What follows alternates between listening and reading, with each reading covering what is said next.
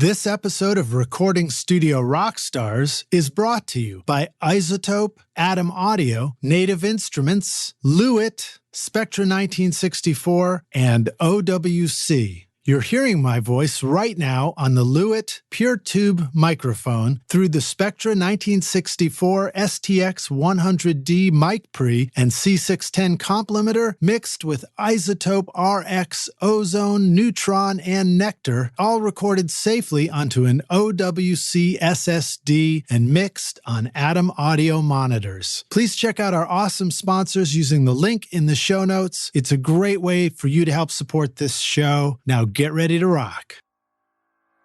I did that movie Oracle that hasn't come out yet. For the first 2.5, 3 months of working on that, I wasn't writing cues. I was just coming up with sounds that were different and working on the programming and sound design of the music itself because I wanted to create a template that was unique to this project only. So I recorded a lot of sounds and then sent all that to a synth programmer who then kind of warped the sounds.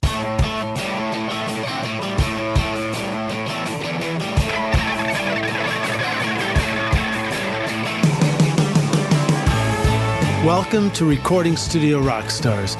I'm Lid Shaw, and this is the podcast created to help you become a rock star of the recording studio.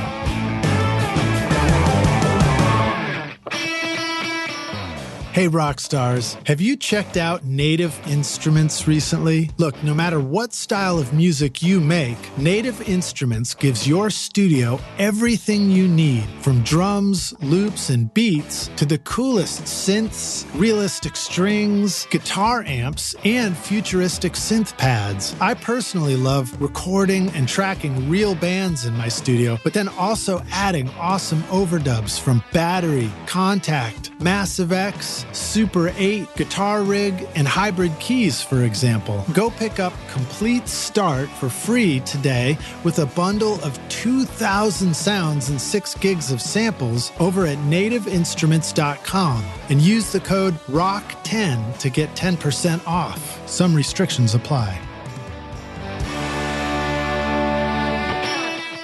Atom Audio can provide all your monitor needs, whether you're setting up a first-time home studio for recording music or podcasts, or a world-class full-size studio for professional mixing and mastering in stereo or immersive sound. Featuring the XART tweeter and custom DSP onboard processing, the A-series monitors will perfectly adapt to your studio. Get the Atom Audio monitors and subwoofers that are right for you with an extended 5-year warranty at atomaudio.com. Howdy, Rockstars. It's your host, Lid Shaw, and welcome back to Recording Studio Rockstars, the podcast bringing you into the studio to learn from recording professionals so that you can make your best record ever and be a rock star of the studio yourself. My guest today is Jermaine Stegall, a film composer and conductor with over 50 projects to his credit. Jermaine's most well known for the score of Coming to America, the highly anticipated sequel to the Eddie Murphy classic. Jermaine recently completed the score for Praise This for Universal Pictures. Other scoring and conducting assignments have included Senior Year in 2022 for Paramount Pictures and the upcoming film Oracle for Universal. As a musical conductor, Jermaine led a live string orchestra alongside Grammy-winning artist Tori Kelly at the televised 2019 ESPY Awards. A year before that, he conducted the orchestra to Camila Cabello's performance of Consequences on ABC's American Music Awards. In addition to scoring 2 seasons of Our Star Wars Stories, an original digital series from Lucasfilm and StarWars.com, Jermaine was also nominated for a MPSE Golden Reel Award for scoring the animated Netflix short film Canvas, directed by Pixar's Frank Abney III. Not listed here, but one of the credits in Jermaine's playlist, which we have a link to in the show notes, is also the film Proximity, which he scored the music for, which was very cool to listen to. So a big shout out and a thank you to our mutual friend, Chris James, for making our introduction. Thanks, Chris. James. Please welcome Jermaine Stegall to Recording Studio Rockstars. Jermaine, are you ready to rock, dude? Hey, thanks for having me. I'm ready. Dude, it's great to have you here. And of course, we met when I was over visiting Chris and checking out all his Atmos mixes there and everything. Oh, yeah. And he was like, I dude, was just talking about him. He's awesome. He's awesome. We stay in touch all the time. We were in bands together back at MTSU in Murfreesboro. And I always love to go visit when I'm out there. But, Chris was like, dude, you need to have Jermaine on the podcast. So then, I reached out to you. But what's cool is as I sort of got your bio and started listening to your music, I realized that you're like, you've got this whole world that's fascinating to me of composing and conducting and doing what you do. So very excited to have you here. Please give us a little bit of an introduction in your own words. Like how'd you get interested in music to being at the point where you're composing for major films? Yeah, I was just talking to someone about the fact that, when I was leaving high school, which was 1995, after my senior year, about to enter undergrad as a saxophone performance major, I, obviously grew up watching tons of movies all the time, like tons. We would go to the theater sometimes 2 or 3 times in a weekend, and maybe also the drive-in and see a double feature. Nice. Where was we were seeing movies that was in Illinois. Oh, cool. So Joliet, Illinois is where I grew up, and a child of the 80s. I was born in 77, so we saw, a lot of classic movies that are staples now, that were out, back then. And it's funny, when I think of the drive-in theater, I literally think of movies like Conan the Barbarian, Ferris Bueller's Day Off, Nightmare on Elm Street Part 1, Time Bandits. These are the kinds of movies that I was seeing at the drive-in. Yeah, at the drive-in. So it was just an interesting thing. It was also kind of complemented, cable television kind of coming into being a thing. And my older brother, who didn't live with us, my half brother, he used to go to his home where he had cable, and he would record movies on VHS and bring them back over. He would give me the cable guide, and he would say, circle any movies I want. And he would go and record whole libraries of movies. And I built up a library of movies that I used to watch over and over and over. And of course, there was recording movies off of TV back when you can record, movies off of TV. It sounds kind of funny and archaic. It's similar to TiVoing, but movies like Star Wars, The Goonies, whatever these movies would come on, I would just record all the classics and have them as a library. But that summer of 95, as I go back to that, when I saw the movie Apollo 13, that's the moment that I knew that I realized someone was doing film scoring on purpose.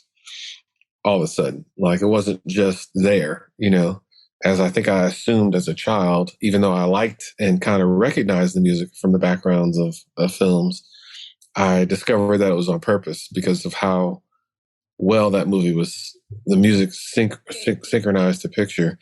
And so that began the journey of trying to figure out how to be a musician, but how to complement the movie love and passion that I had growing up from childhood. So fast forward years later, I went to the University of North Texas to get a master's in music composition and applied a year early to what they have at USC. It's called a scoring at the time, Scoring for Motion Pictures and Television program was the name of it.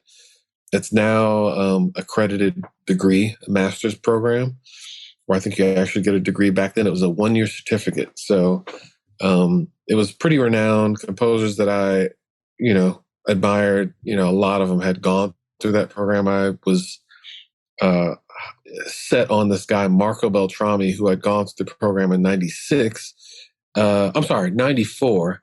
And in 96, the movie Scream came out. So it became this thing of, if you go there, maybe I can be doing a big movie in 2 years. I got to meet this guy and, discover what the secret it was. But, as you ask, fast forwarding the end of my 1 year, I ended up becoming his first intern, which is kind of this fun Cinderella story on the movie iRobot, which was kind of the beginning of getting out of school and being watching a movie, an actual score be recorded And in that case, it was a replacement score. So he only had 10 days, and I think he had to write 100 minutes of music. So to go to his studio as an intern and see these mock-ups, they have to do mock-ups. When we're presenting our music to the studio and a director describing what the recording might sound like, to hear those mock-ups early on, meeting orchestrators, meeting copyists, that was the beginning of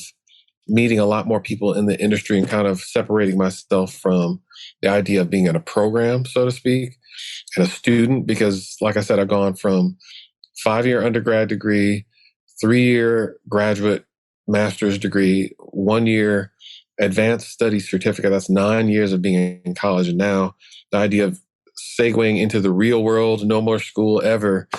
It was a nice, slow, gradual introduction over the course of a couple of weeks of watching that happen. That's pretty wild. So when you were, that was 2004.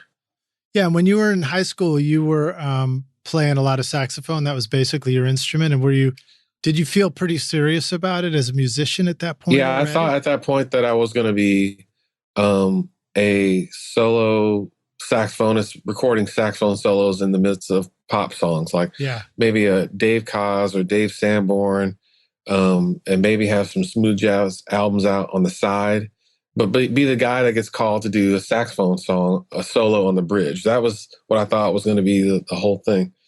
A lot of solos to start with.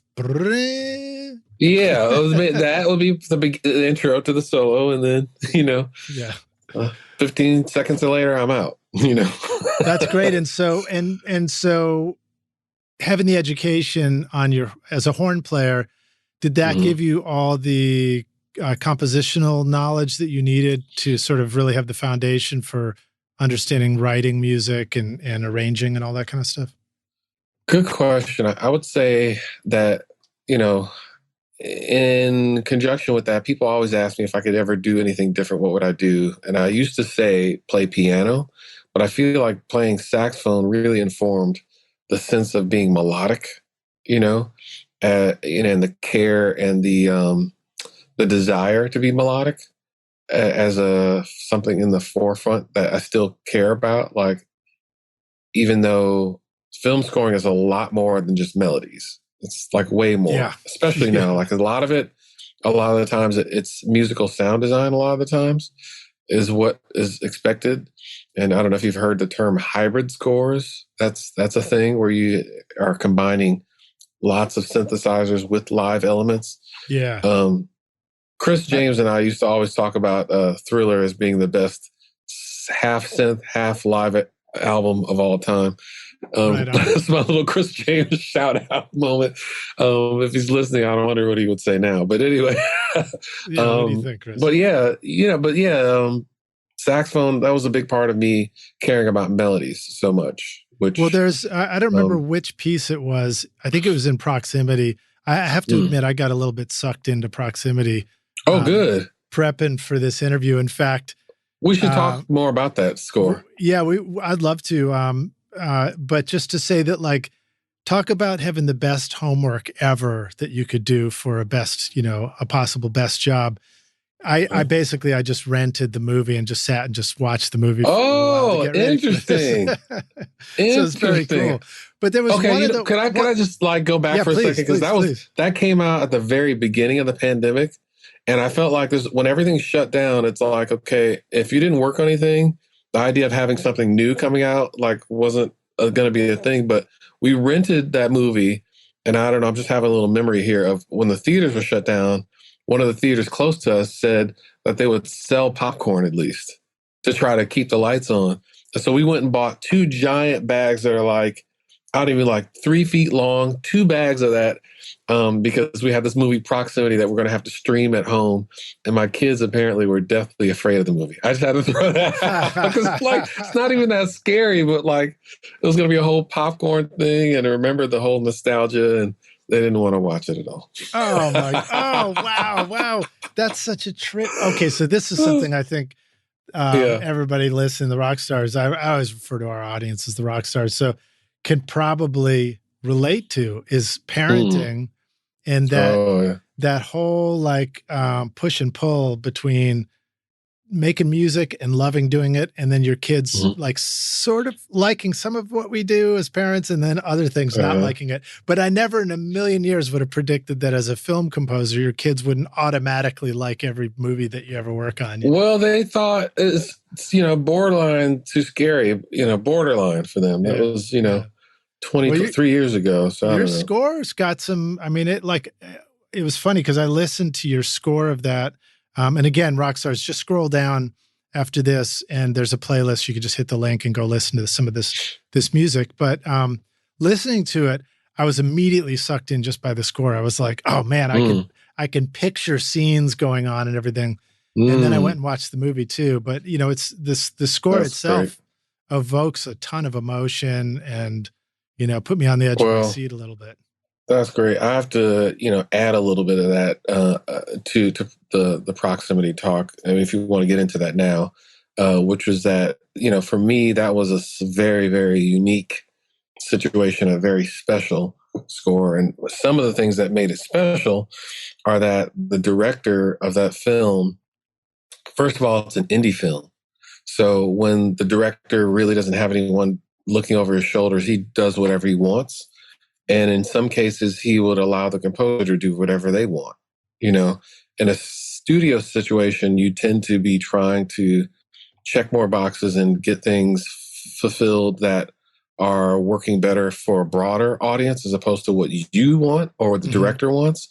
And in a lot of the cases of making that movie, the aesthetics that I had were the exact same as the director's. So, I was able to do a lot of things that I wouldn't normally either have the time or no one would care if I did them. Like we experimented a lot with tuba before we went into recording. And I should send you, there's a little, it's a note.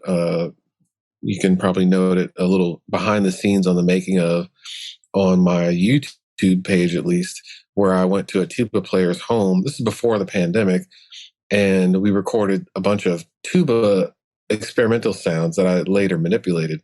Then we went up to Skywalker Sound and had a brass session where we recorded live brass, and we had 3 tubas on the session. So the whole idea was very alien-esque spaceship sci-fi movie. I thought, why don't we make a meal out of the tuba? Yeah, it's not necessarily a. I was going to say it's like Spinal Tap. Big Bottom, but for tuba. Yeah, exactly. But you gotta do it somewhere. And it wasn't exactly like a Close Encounters reference, but it was more of, it kind of does fit in that, let's do something. I mean, this guy, he had all these ideas about pouring water in the valves and gargling and the sound and doing these things that I used, made samples. So some of those things you might notice when you're watching the movie, you might hear them when you listen to the music later. But again, like he allowed me to create these themes and melodies that we were able to use throughout the movie, which a lot of the times it's not, unless the director really wants all that, you're not asked to do it and you're not required or expected, or it might be too much, with today's filmmaking. Howdy, rock stars. I've got a secret to tell you about how I get a consistent sound mixing over 1,000 hours of recording studio rock stars. My secret is using iZotope, RX, Ozone, Neutron, and Nectar to make this podcast sound great. Right now, you're hearing RX breath control, declick, declip, DS, deplosive, voice denoise, Ozone multiband compression, Neutron EQ, and limiting, all from iZotope. Go to iZotope.com and use the secret code ROCK10 to get 10% off.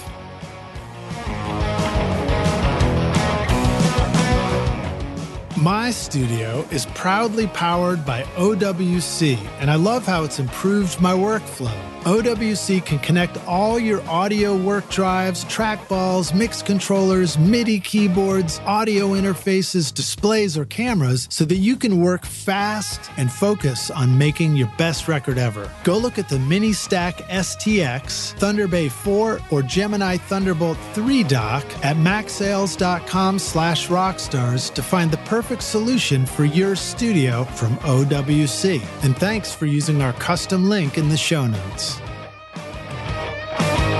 Yeah, so a couple of thoughts. One is, again, I don't remember which track it was, but there was one where I distinctly heard, it must have been a tuba, it was down low, and then it sounded like it was like warped and pitched down even lower. There was one where he did hybrid scores.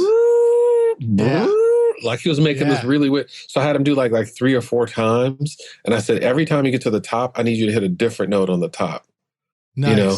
So it's kind of like we started coming up with gestures also that it would be a gesture, like a sound for, there were these things called the androids in the movie, which are like half human, half robot or whatever. That were like, let's find some places for it. No spoiler alerts. Well, no spoiler. No, sorry. I want people to see this because you wouldn't watch that. That wouldn't be a movie that people would see. Everyone has Amazon Prime. People are going to see Coming to America, but Proximity, you're going to have to go search for that, you know? And I did. So I'm glad that just a few bucks to rent it, so totally worth it. I'm glad that, and I'm not glad done you yet. did that. And I'm not done watching it too. So good. I get to watch the rest after this.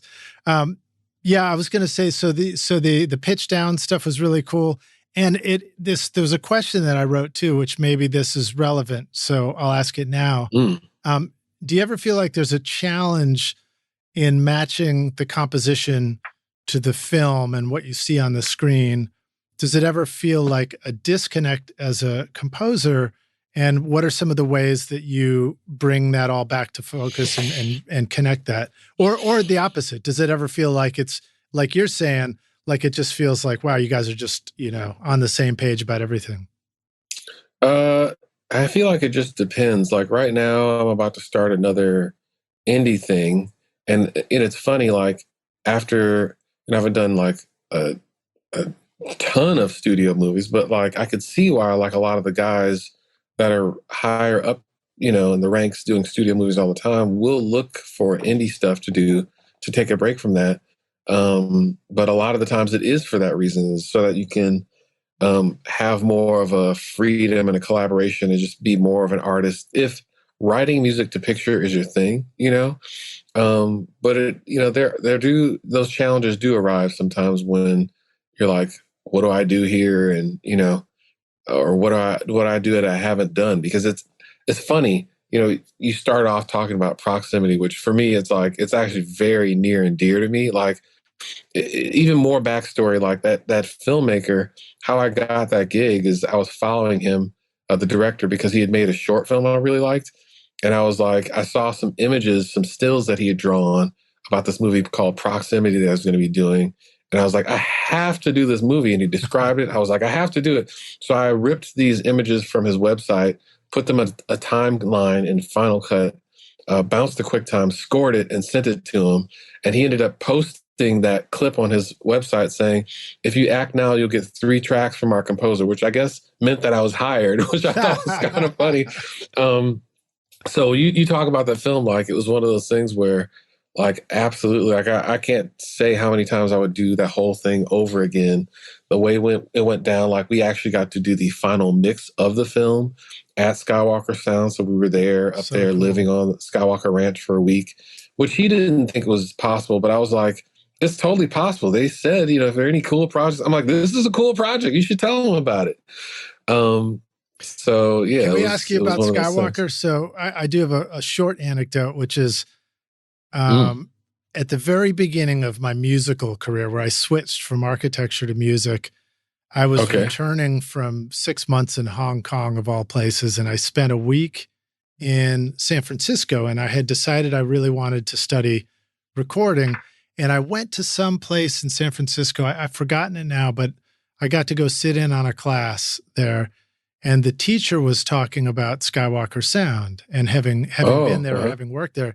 And one of the stories that stuck with me was that when you would arrive there, it just looked like grassy fields because the paved driveway were these like octagonal bricks or something where the grass just goes right up through, so you don't see the road.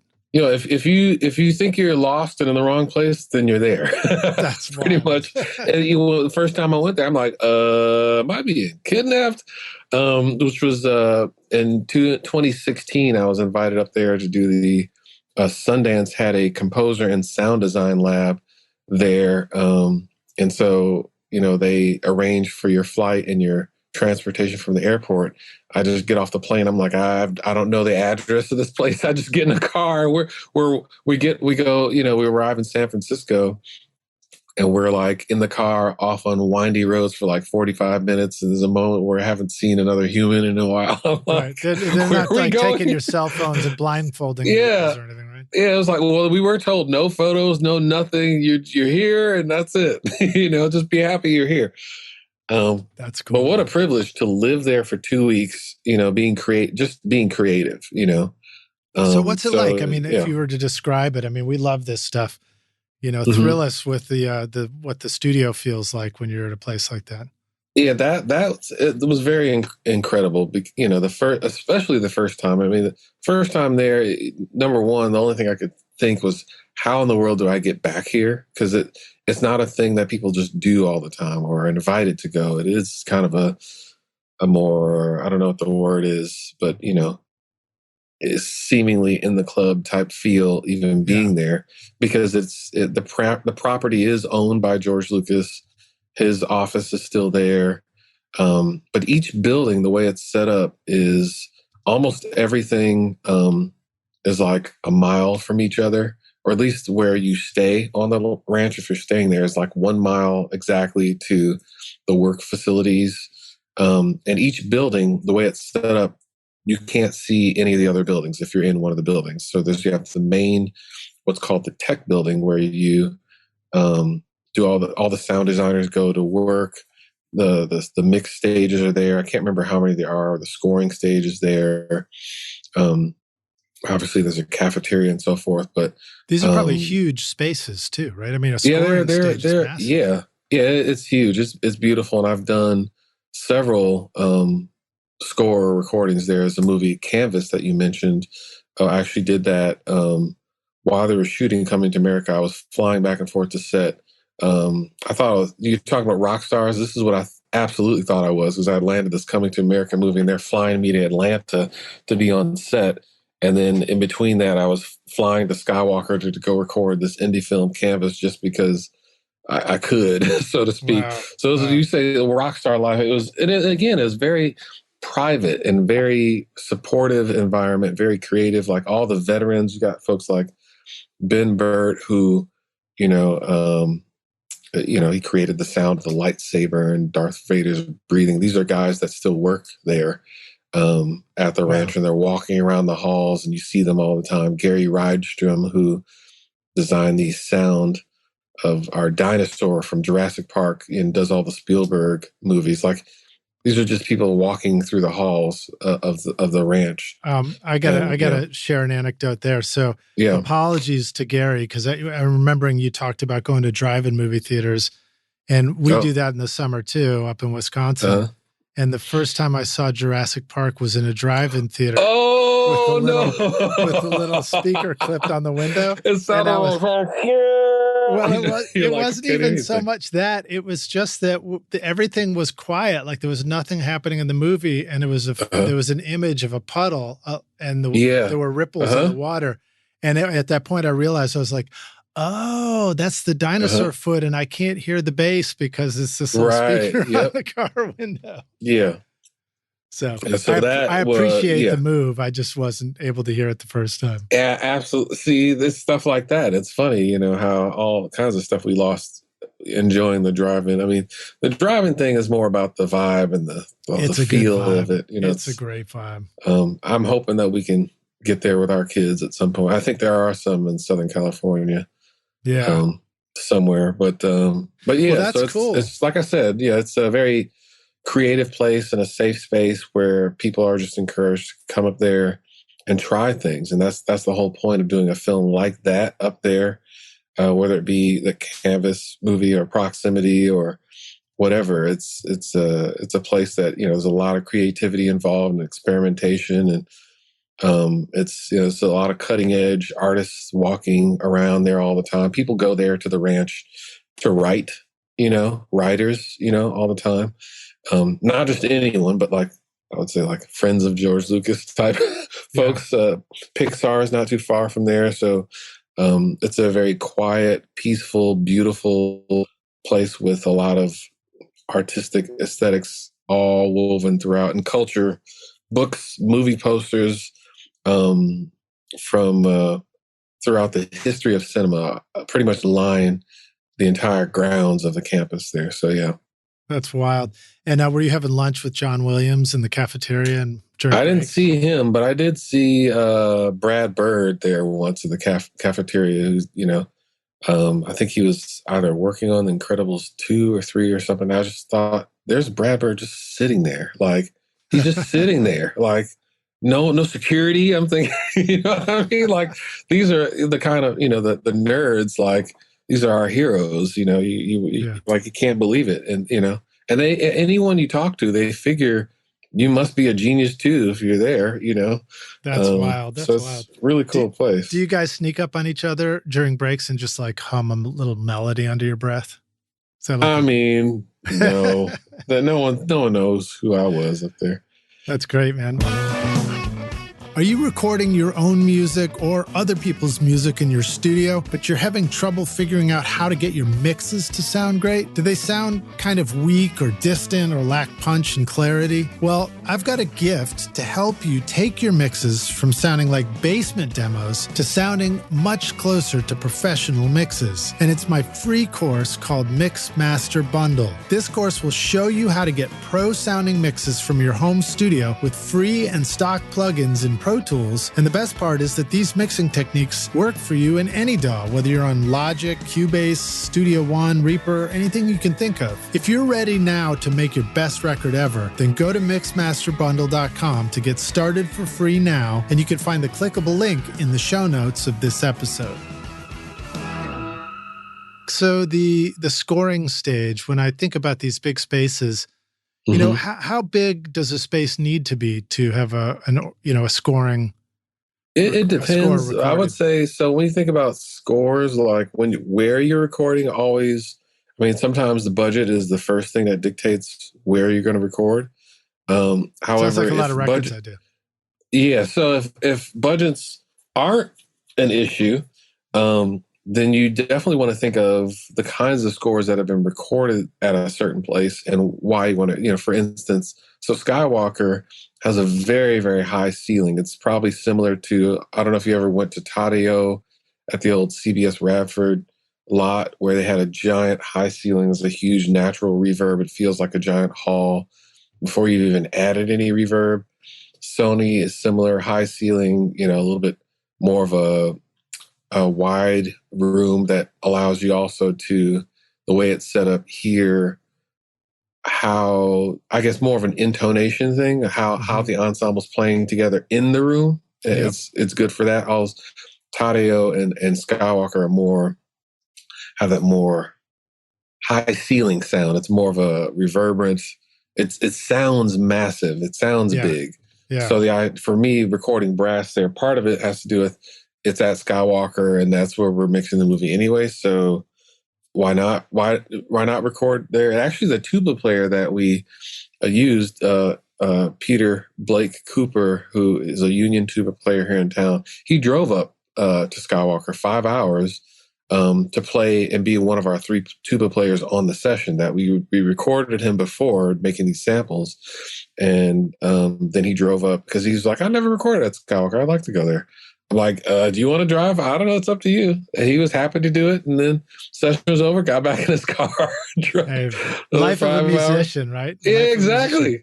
Did you ever do the touring band thing? You must have done some of that. No, not at all. No. In college, we did a little bit of, college tours with our top jazz band, but no, not the touring musician kind of type either.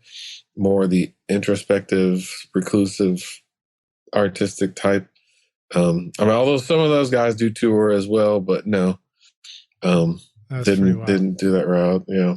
Well, that sounds really cool. Now on the other end of the scale or the spectrum, you know, you're not always in a huge orchestral space working with live musicians, right? You got to start somewhere with a sketch of an idea.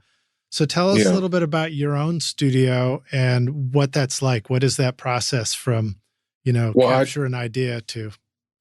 Yeah, I try to keep it scaled down, although the last couple of projects that have involved a little bit more synth stuff, even though I've hired folks to help program. When I said program, that word can sometimes be broad, meaning there are MIDI programmers that could take a piano sketch and make an orchestral mock-up. But when I say program, I mean add more of the bells and whistles in a studio that has more. Like last year, I got this mini Moog. You don't see it over here; it's off to the side. But a mini Moog to use in the score. Praise this. Just over here, and I have just the Nord stage that I used to use a little bit more with the live performances in church. And also, I love this. I think it has one of the best Rhodes sounds in it in terms of patches. But just have this Dofer MIDI controller as the main keyboard, and I use the old PV PC 1600 to write automation. While I'm sequencing. That's got the faders on it and stuff, MIDI. Yeah, it's got the faders for MIDI, so it's programmed. So the first fader is volume. Then you have modulation and expression and breath that I can also control. I also have it set up so that my audio from typically, and here's where we get a little bit nerdy. Sure, we love nerdy. Yeah, I know. I'm going to give it to you. So when I get picture, I ask for the editorial department to send me a version of picture that has their temp music. They always have temp music split to one side. So there's two mono pans. So hard right is the let's say music, temp music and songs, and then hard left is the dialogue and effects. And so I have both of those routed to two separate mono audio channels that I can then control with this MIDI fader and reference the temp quickly and or turn down the dialogue and turn it up, quickly with a fader, basically. And so and another nerdy thing is last year, Praise This movie is the first movie I've written in Cubase. I've been working in digital performer for 18 and a half years since I moved to Los Angeles. So setting all that up, I needed someone to actually help me make sense of how to get the workflow back to where it was, so that I can, like I said, reference the things I need to reference to get the film's score in and hear my MIDI score against the picture. Right. It's like setting up your template, getting your routing sorted. Yeah, actually, that kind of exactly. Stuff. Did you find, a classic frustration for any of us trying to switch our DAW, our digital workstation, is like, how do you do this simple edit? I just want to move this from here to here. Did you have to go through all that kind of stuff? At that point, it would be like he was kind of on call and available and happy to answer questions because I was making such a broad switch. And I, thankfully had time. Like when I started writing, nothing was due for a while. And I honestly didn't know that I was going to be successful to switch during a movie. But he kept telling me, like, you're literally not going to switch unless you have a project, where you find yourself in a situation you're never going to find yourself in when you're practicing on a DAW. You need to be in the situation where you need to then ask the question, I need to do this thing because I forgot that I needed to do that. You know what I mean? Yeah. So thankfully, like I said, there was enough time. I think I got picture around September, and I started turning things in for them to hear probably 2 months later. And I was just kind of dabbling with ideas in the beginning, trying to figure it out. And again, it wasn't my plan to do it on a project, but it had been a long time that I kept tiptoeing with Cubase. And I'd had it since 2019. I just never was brave enough to write a piece of music in it. You're absolutely right. I found myself often trying to learn some new software, and my desire to learn it's there, and because the nerd in me wants to figure it out, Right. But there were times where I could only really ever get something done if there was somebody breathing over my shoulder that said, "Can you make it do this?" And I was like, "All right." So under a little bit of pressure.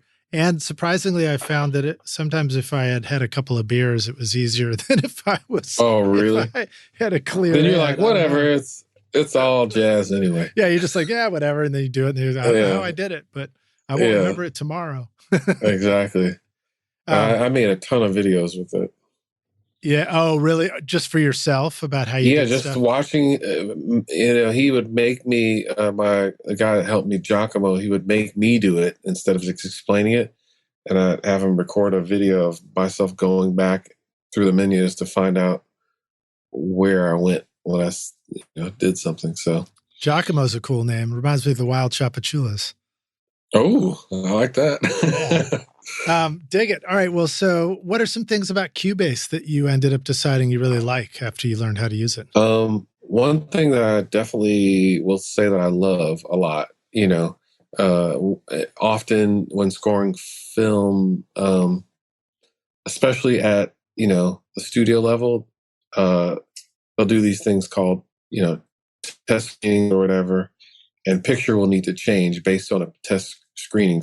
So, and even with while they're making it in the editing phase, picture's changing a lot. So conforming is something that we have to do to the new picture. And a lot of the times, more often than not, nowadays, the score is actually being written a lot of the times while they're shooting the movie. So they're as you're writing and as they're shooting, they're floating your stuff into a rough assembly of the movie. And, you're basically doing this for months until they've stopped shooting. And then the movie is what it is. It just gets shorter and shorter, but you're constantly conforming your cues. And one feature that it has that I really like is something called the glue tool, to where if you chop, you take a segment, chop it, and then smash those two things together. Before, maybe there was a way to do it before that I just didn't know, but there's a way now to where you can take it and use this glue tool and make two things that are now separate, one thing that sustains across the bar or whatever. Oh, I like that. It sort of glues the MIDI together. Yeah, it glues the MIDI. Also glue the audio, but not in a way where it's one file. It actually glues two files together and you can see where it separates. But with the MIDI, I like that it creates, like I can do a whole MIDI region or a whole group of MIDI regions and glue all of them together. And they're all kind of, you can slide the whole region around, or you can, the note values can tie over in ways that I feel like are faster when it comes to conforming. So honestly, part of me switching to Cubase was thinking about the movies that I know that people are doing where they have to conform a lot more than I have had to in the past. And the desire to be ready for that when it gets to me.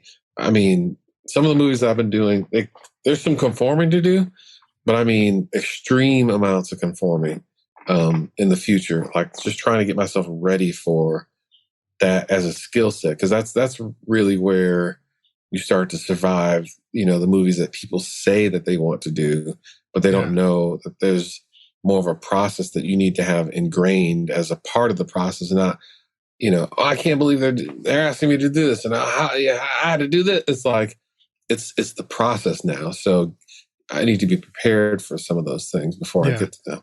It's a get used to a factor. While we get interested in music by wanting to be a rebel, it turns out that learning how to be a good conformist is a good plan. A collaborator is what you are, collaborator first, in my world. Adam Audio introduces the all-new A-Series line of monitors, featuring the XART accelerated ribbon tweeter design, built-in DSP-based room correction, and speaker voicings to allow you to customize your Atom Audio monitors to your control room. The A-Series will rock in any studio. Small studio spaces or immersive multi-speaker configurations are perfect for the A4V or the new A7V, the next generation of the incredibly popular A7X. Mid-size rooms and narrow spaces will love the low profile of the A44H, expanding on the A7V sound, or the A77H, a true three-way midfield monitor delivering rich, spacious sound. And bigger studios will love the A8H, a three-way speaker and the pinnacle of the A-Series that delivers extremely accurate sound required for critical listening environments. Get the Atom Audio monitors and subwoofers that are right for your studio with an extended 5-year warranty at atomaudio.com.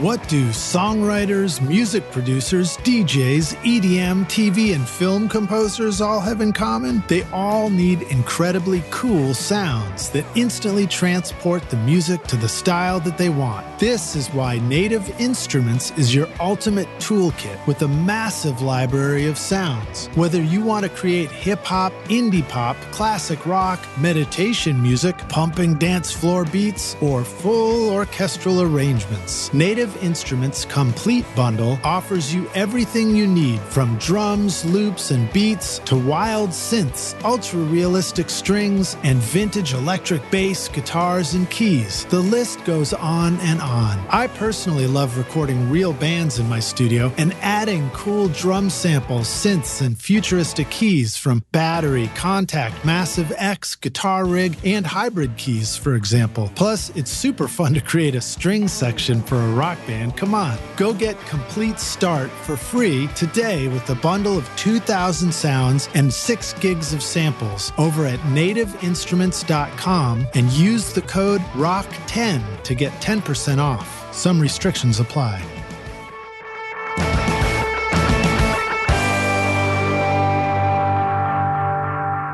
Hey, rock stars, we're back now for the jam session. My guest today is Jermaine Stegall, joining me from Los Angeles. You're in LA, right? Or you're a little bit maybe north of LA, is that right? Yep. I mean, this studio is in North Hollywood, so okay, cool. It's all LA, right? It's all LA. It's all LA. All right, you ready to jam? Yeah. All right, here we go. Let's talk a little bit more about some of your favorite instruments and tools for composing in the studio. So, you're using Cubase now all the time. You've learned ways that's good. You've also surrounded yourself with actual physical keyboards. Do you find that software synths are, a really good choice for the kind of stuff you do? You know what's funny? That question, I feel like right now I'm in the middle of this process of trying, as I think about the kinds of movies I want to actually go for, scale down a lot of the actual manipulatory, synthy stuff that I used. I think it'll probably be cyclical too. Like I'll probably come back to it later. I've always wanted to own a mini Moog, by the way. So that finally happened. And now I got one, and I will definitely look for places to use it all the time. The Phantom I have over here was for a movie called Senior Year that I did, that I wanted to really do all the synth programming myself, but have another bag of tools. But in my orchestral template, like there's, you're talking about plugins and stuff, like I've gone crazy over the last couple of years as I've tried to expand certain things. And I feel like I don't enjoy going through a new library to look for the sounds that I like. Because after a few, I feel like I got all I need in terms of new stuff. I don't even want to hear anymore. But typically, I haven't gone far enough. I would need to go through the whole library, honestly. And I wouldn't want anyone else to do it for me. I don't think I trust anyone to know exactly what I like. So in my efforts right now in this next coming up season to pitch for projects that have less of that going on in it. I think I'm actually going to be scaling it down. Even the orchestral samples, I have a lot of orchestral sound effects that are gestures and things. I think I would rather get more back into being the person that's pitched to do live recordings and not so much, because there's a difference between writing for the synths and writing for a group, you know? And I think a lot of the times when you write for a group, the production will probably suffer, you know, because to do it right, like there are things that you might do, like you might have your woodwinds divided out to where all the clarinets, like you actually have more than one clarinet articulation patch. You might have 3 clarinet patches because it's going to be split up and you're going to be able to break it into, you know, something that an orchestrator will see later. And that's not going to sound as good to have 3 clarinet patches going that are MIDI, you know, even if you do the best mock-ups in the world. Like, you mean, so let me see if I follow you on that. Yeah. So it's like, in order to have the correct articulation, you have to have a patch from this library and a patch from this one and a patch from this one. A lot of the time, they just sound like they don't go together.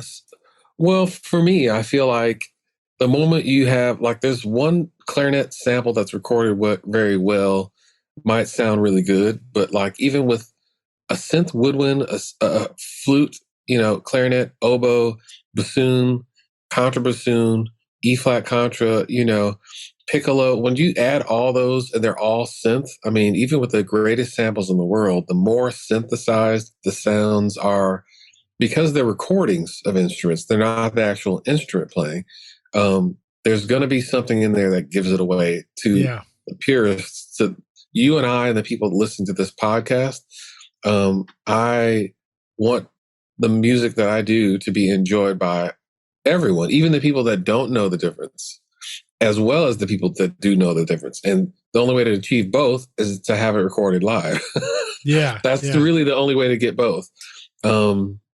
And it's not always about that, but that's the point of moving to Los Angeles and studying this stuff in school and doing it for 20 years, is that you can get to a point where you're actually doing it with live people, not programming every single line of this in one at a time to a degree where you're spending so many hours on just the programming. You're getting away from the art of composition, because there is an art, I think, to programming as well, you know, and that's why a lot of the composers, you know, if we end up talking about that, have to hire a lot of the times folks to help programming, just synth programming a score, because there's a production element to all this stuff in terms of, you know, what we're working on.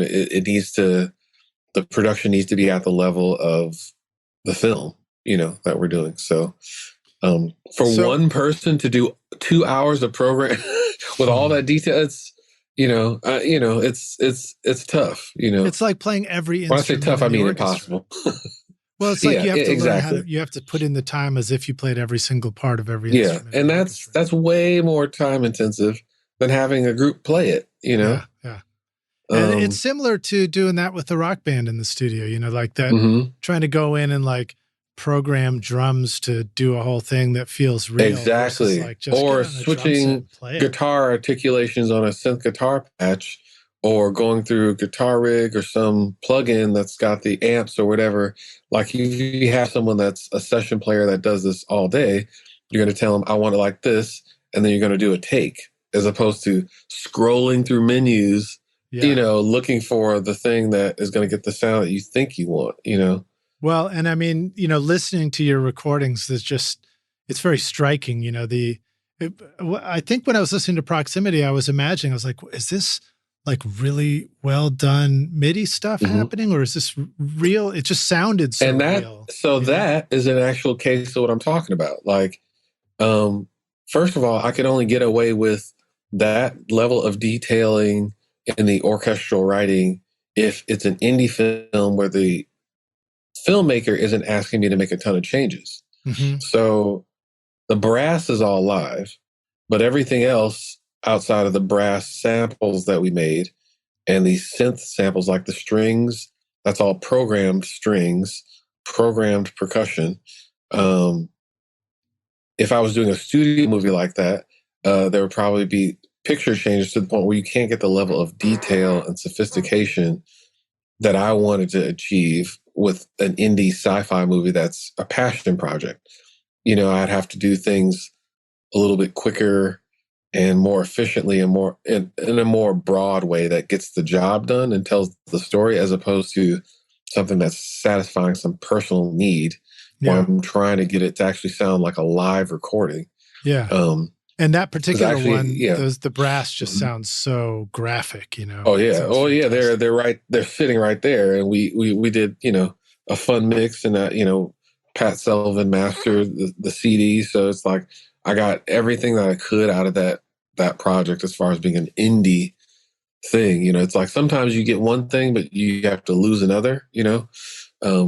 So I might have to lose our ability to record live strings, but I did get the ability to have I mean, I was on that film for 2.5 years.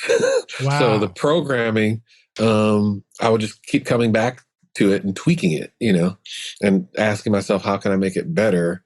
And, you know, adjusting the modulation and the volume and the expression, you know, to get the vibratos just right, you know, on the string patches so that it actually sells more like a group is playing together, you know. And that's one of the things that's nice about working with live musicians is also that we can't go back and change it, you know. So sometimes we just get it and we're like, that sounds great. Get it done. You know, and we leave it. But you know, sometimes when we can just keep changing it, we just keep going back. That's exactly the curse of having extra time. Yeah. is you keep tweaking it. So here's a question that comes in from none other than our brother, Chris James. And he said, I said, Chris, what should we ask Jermaine? He said, ask him how often does he, I think this is what he meant to say. How often does he lace his scores with himself playing winds? He's a great flutist. Oh, good question. Do you say flautist? I don't say anything because I don't want anyone to know I have a flute. But because they're like, oh, really? Sure. Very seldom. I feel like the more whole tones and long notes and slow phrases I might be able to get away with, but the moment I have to do something that's moving, like it sounds like the player isn't experienced. So I did play saxophone on the movie senior year quite a bit. Actually, I laced, to his description, my score to praise this with that, but it was a request to take all that out. So I had this idea that, you know, because for me, growing up, you know, I mean, the movie is a gospel comedy musical, and I grew up playing saxophone in church. I didn't play keys when I was growing up. And so I always thought saxophone is what reminded me of gospel. So the holiest of all instruments. Yeah, it's supposed to be, right? Right. But it got axed. Actually, it literally pretty quickly, isn't it? Oh, really? Wow. I just realized that. No, it got axed. It's got a lot of holes quickly. in it, right? Oh yeah, well yeah. Of all the instruments that were on the score, yes, but yeah, it got axed. It didn't. My pitch didn't work out. That's tough. Even as a film composer, you have to like grapple with the whole like let thing, you know. It was a concept because I was like, I did a pass where I added saxophone to everything that I'd done, and so that the comment came back of take it out because overall it makes it sound like XYZ, you know. Right. I think the words were old fashioned, but I get, you know, saxophone's a bold choice, you know, you can't really hide it, you know, and it's comedy. It was a light comic score. It wasn't the hard hitting gospel thing that I thought it might be, but you know, even the script, it's a lighter approach in terms of the tone of the film. So yeah. I do see why saxophone had to go. I stopped trying clarinet a long time ago. So to his woodwind comment, no, saxophone and flute would be the only thing that I would try. But yeah, there's a great saxophonist and flautist, Jeff Coffin, here in Nashville that I've recorded a number of times, but I don't know how or why those two instruments go together, but between Jeff and you, it seems like they do. Right. Yeah, well, I like them a lot. Yeah. So, I love writing for flute. What about wind controllers and things like that? Did you ever find that stuff useful in MIDI composition? I thought about it. I tried it, but I didn't go very far with it. I don't know if you know anything about liquid instruments, or there's some instruments that were made. I forget the name of the company. Oh, sample modeling. Okay.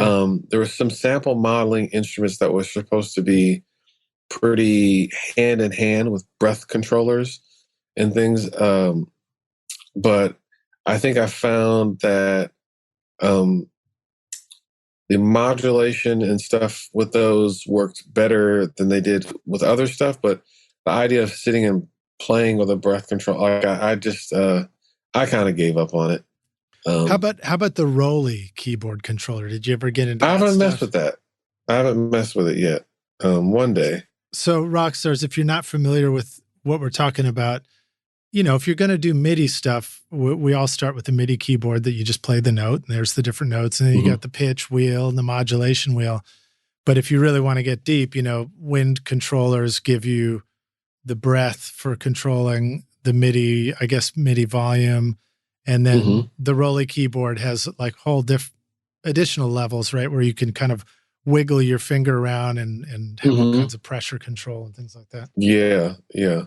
But and, I mean, honestly, for people that play wind instruments, it's a natural way of mocking up a wind instrument and getting a way more musical, the expression and modulation, CC information will write in a different way, probably faster and more accurately than you could by moving a fader up and down. Yeah. And that's why. Yeah. So if any woodwind players that mock up your own stuff, I might recommend looking into that, because I know a lot of guys that have done it and have enjoyed it. Yeah. Because it feels more like them. Yeah. I mean, I think everything that we can do to make the world of MIDI feel more naturally expressive, if you start out on a real instrument and that's how you come to it, I think that stuff helps. I guess I've dabbled a little bit in MIDI guitars, but never really to any extent that I felt like that was a solution for something.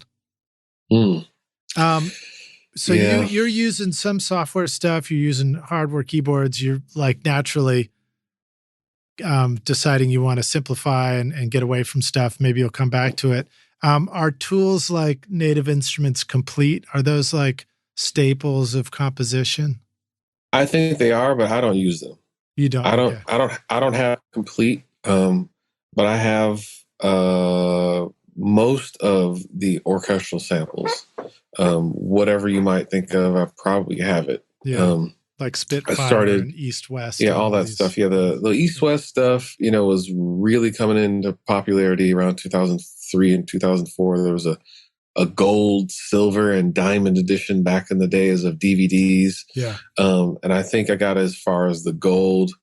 And there was a certain point where I think they really had the advanced, you could get there was an East West strings library that shipped on a hard drive that I ended up getting, but you needed to copy those samples to an actual faster hard drive, because it was, the technology and the streaming from those old 7,200 RPM hard drives. I think that was the speed. Yeah. It wasn't always, you couldn't load an entire string section on them back in the day. So, I mean, now solid state drives are the standard, so a lot of that went away. But there's so many different libraries now that, and again, with East West back in the day, you had to use their proprietary software to load the samples only in their player. I think it's called Play. So I actually use Vienna Ensemble Pro now. I don't know if you use that. No, I don't. I'm not as, I'm not going to have all the orchestral stuff that you do. Oh, okay. Yeah. I'm more of a dabbler, which probably a lot of our listeners are too, but it's fascinating to hear about it. And it's fascinating to hear for me to hear you talk about all these iterations of it, and just be reminded that, you've been doing this through the times where, they would talk about, like, I remember like Giga Sampler way back when. I was going to say, Giga Studio was huge, and it was like, to be able to afford a computer that could load Giga Studio was like a whole thing. And, now I have a PC that was built custom, but back in the day, that would have been just one of several Giga Studios that you might have. You would probably need 2 or 3 at minimum to get the sound that where you have an entire library of sounds loaded, and a part of it had to do with the space of the hard drive and the speed of the computer. Like, you couldn't stream an entire mock-up from one computer, like, unless you're okay with it crashing and crackling during your playback or when you're bouncing. Yeah. And what's funny to me and striking is just, you see the progression, the advancement of technology to the point where it's like, it's so much more effortless in a way. Like, there's so much more, computers are so much more capable of creating these big things. But yet at the same time, we get to the point where we're like, I kind of want to go back to real instruments, It's like, I mean, I always wanted to, but like when you're wanting to write sweeping orchestral music that's convincing, because a lot of the guys back in the day, let's say 15 to 20 years ago, like someone like Danny Elfman, he might have 1 or 2 gig of studios because he knows he's going to replace the entire thing with an orchestra. So he doesn't want it to sound like this thing that's going to blow the producers away, because then he can't record an orchestra. So you want to keep it as minimal as possible when everything you do can or will be recorded live anyway. For me, I'm trying to get to a level back then where I want the producers to hear my music and go, oh, I understand what he's doing. Because if you don't have the technology, then it sounds like a small, cheap synth score that no one wants to hear or give an opportunity to go record live to maybe see if it'll sound better. Like, so no in one other wants words, to you do have that. to strike, you have to hit that sweet spot in the middle. You Exactly. got to make it sound just good enough. But like they say about a gig is you always want to leave them wanting more, don't play too many encores. You want them to leave them wanting more, but like when you have no name, like the music has to really, really jump out of the speakers. And to get it to do it with synths was way harder than it is now.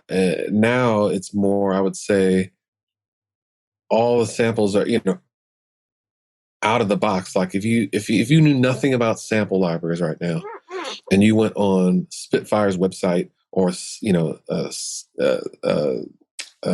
Cinesamples or East West, and you bought an entry level, all inclusive, just a quick start light version of a library and loaded the entire thing in your template, it would sound comparable to a live recording in a lot of cases. And that's with very limited knowledge of, programming and the mod wheel and all that shaping stuff.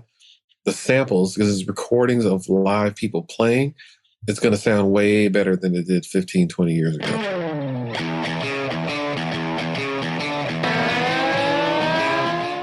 OWC is your one-stop shop for flexible drive storage and connectivity solutions for your studio. The Mini Stack STX for your Mac Mini adds 2 additional drives over a universal SATA HDD SSD bay and an NVMe M.2 PCIe SSD, plus 3 additional Thunderbolt USB ports. The OWC Thunder Bay 4 chassis, built like a tank, gives you 4 hot-swappable 2.5-inch RAID configurable drive bays, plus an extra Thunderbolt 3 jack for daisy chaining up to 5 devices. Or check out the OWC Gemini Thunderbolt 3 dock with 2 RAID configurable drives and 7 ports of connectivity, including a front-side SD card reader, 1 gig Ethernet, 2 USB 3.2 ports, a dedicated display port, and an additional backward-compatible Thunderbolt port. Get your studio connected with the Mini Stack STX, Thunder Bay 4, and Gemini Thunderbolt 3 dock at macsales.com/rockstars. Use the custom link in our show notes because it's a great way for you to help support this podcast. So thanks, Rockstars.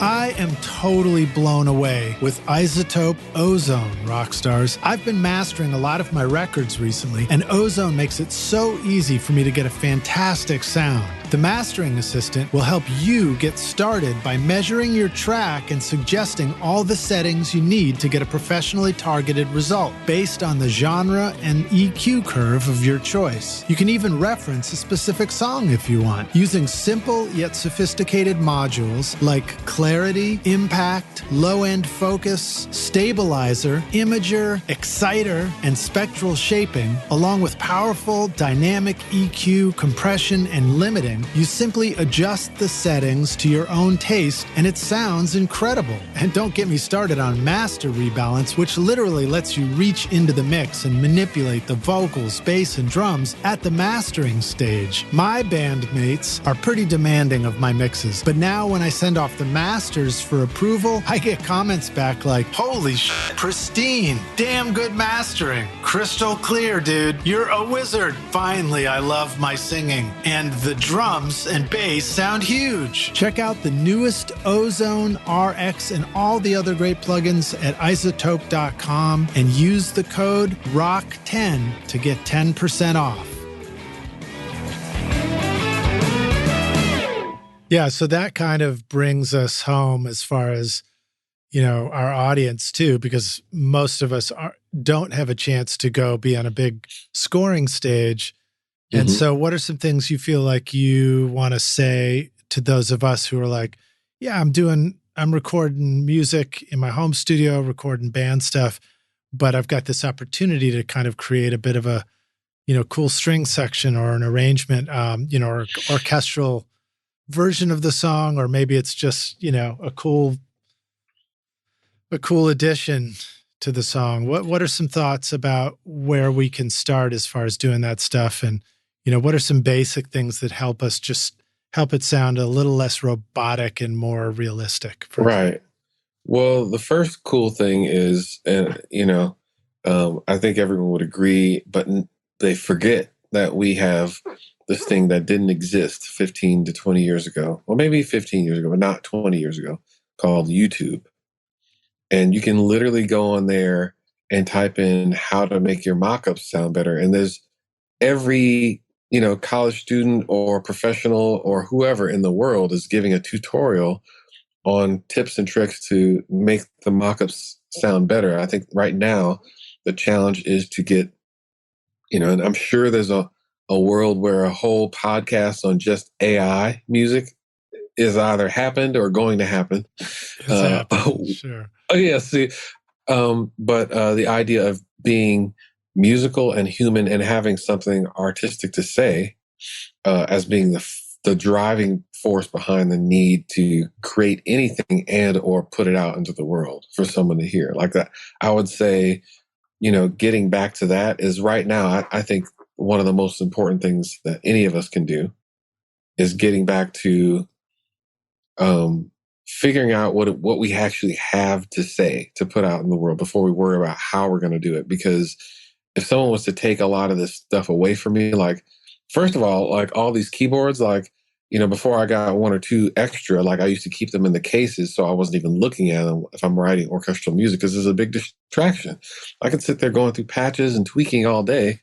And if my goal is writing orchestral music for the most part, like I'm getting further and further away from that goal. Like distraction, some of us, this whole, living in 2023 itself is a giant distraction from anything that you might be doing.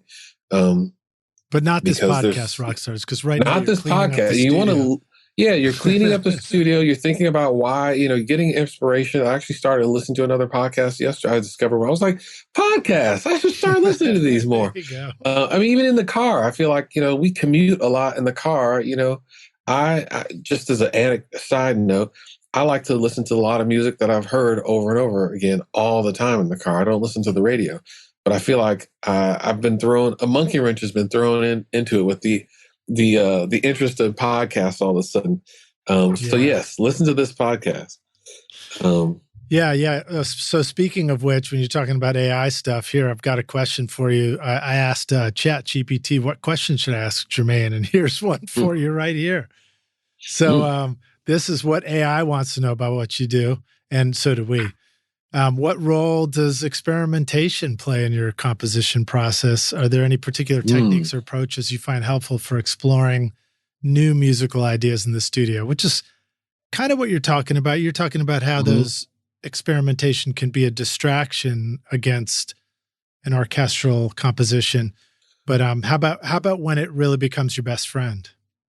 Well, I think experimentation is important. I think partially why when I think of, I reference John Williams a lot because he's my fave.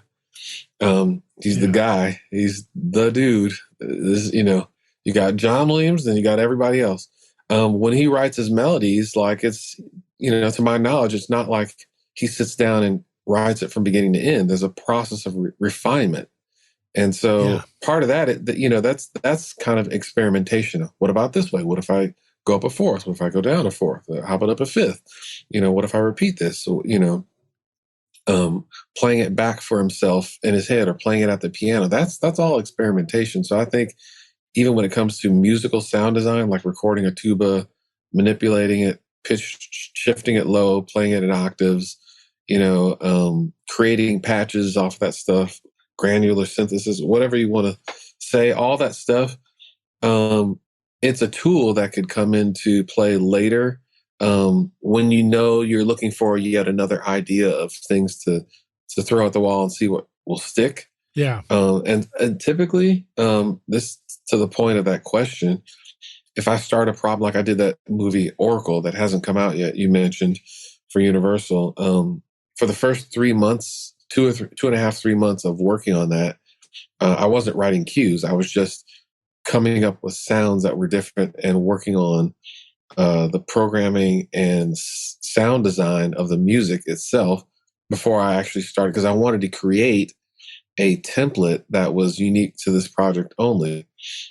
So I recorded a lot of sounds, recorded some inside the piano sounds, recorded actually myself doing saxophone multiphonics and things, and then sent all that to a synth programmer who then kind of warped the sounds and made funny, odd sounds. I'll be interested, to follow up with you when I hear that the movie's coming out, because the goal was to have it be like impossible that the same composer did this that it did Coming to America, and have them sound so different and so weird. And so we're bringing someone else to collaborate on my recordings, and then actually use that as, okay, we're going to start the score with this material.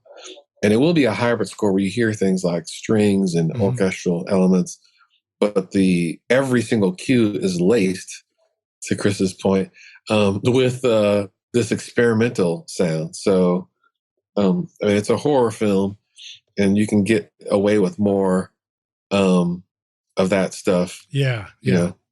When in other words, it's in that genre of film, it's more welcome to create sounds that make people feel like uncentered. Yeah. Like Uneasy uneasy. A little off balance. The tuning is crazy. It's okay. I can play flute on it. It's fine. Yeah. I'm kidding. So that's cool stuff. I mean, it makes me, these are the kind of things that make me excited about making records in the studio too, where I'm like, why don't we start records that way? And we kind of do. I think when we do records with the band, sometimes just who's playing on this is the first step towards like, okay, here's the canvas that we're going to be creating on. Right. And what instruments do we bring, or what studio are we in? But there's that added element that you're talking about of going in and saying like, maybe we're in the same studio we're usually in. So how do we find like a whole new palette of colors to start working with? Yeah. Which is or cool. even throw everything out all together and just improvising for a few days. And I know that for a fact, I don't know if you've heard the story of the score of American Beauty is something I can point to, as Thomas Newman's the composer that a lot of that music that we know as some of that became the sound of all temp music for a long time, because every cue in that movie just worked as temp for anything. It doesn't matter what it is, it just worked. And it's great music, very beautiful, very musical, but they did a lot of sessions where they're just improvising and creating a vibe, based off of some descriptions. I know another scorer, Christoph Beck, told me that he got to a point where he didn't want to write anything with a keyboard sitting, with a MIDI keyboard. So they did a whole session. I think it's called American Made. It's a Doug Liman movie where they had these recording sessions and I think they recorded it to a click, but they had all these rock / jazzy hybrid sessions where they did some recordings, but then they took all those elements and chopped them all up and used them as kind of like a toolkit.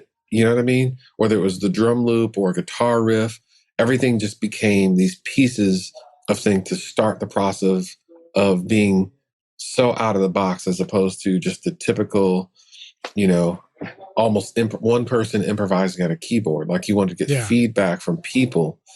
And I actually did it maybe a year and a half ago, where I hired, because I like vocalists, I like vocals, I like,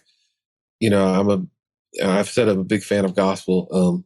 I hired a couple of singers to come in and just record some melodic themes for a few things that I thought might be along the lines of what a script that I was pitching to read. And nothing came of that. But I'm telling you, like, we had a conversation before we even started about the process of being like, okay, we're all here. That's great. But, what makes you tick? What makes me tick? How can we actually have a moment where we capture what it is to be inspired? That's more important than even landing the project that this could be for, because I think what we came away with was something that was very honest, Yeah.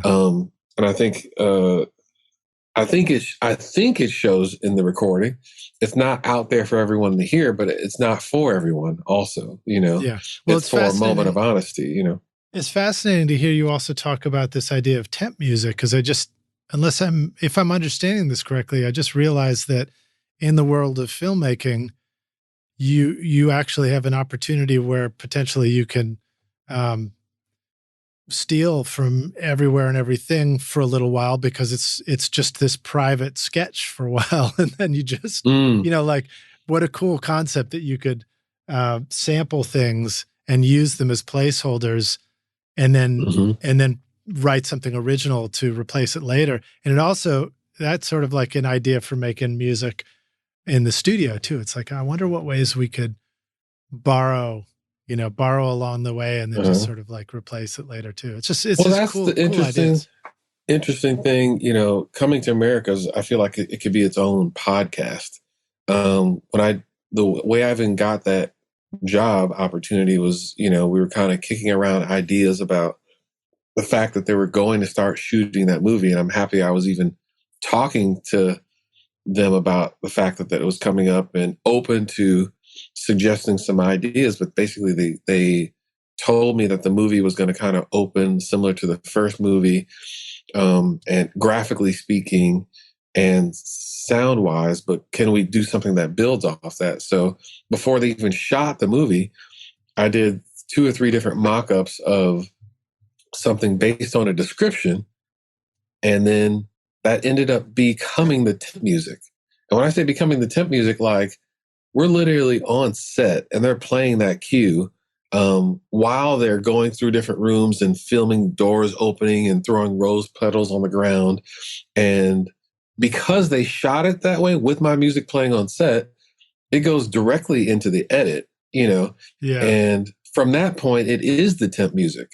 It's original temp music in a way. So exactly what you're saying, like it becomes like there's an idea, and when we use the idea, we base something off the idea, but then it becomes something new, and then we build basically the whole score around this thing that ends up thankfully being my temp. And, like I said, for the most part, there wasn't a ton of temp music in the film that wasn't something from something I'd done. So that reminds me of something. I think it was an interview I heard on a podcast a long time ago with Mark Mothersbaugh from Devo, another composer.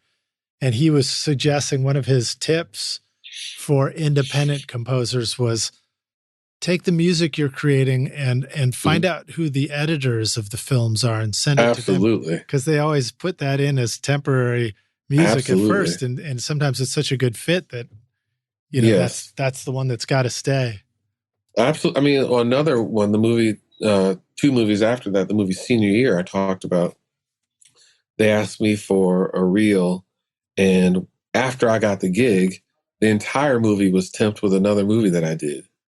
So it was actually my score, because it was a light comedy, but a movie that took place around high school and romantic, fun, light elements.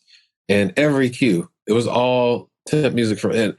And I sat with the editor and I thought it was so great because, I could literally change however much I wanted, and it was already in the right direction because the director loved the temp and I wasn't like arguing, how dare you use this person? It's like, it was me, thankfully. Wow.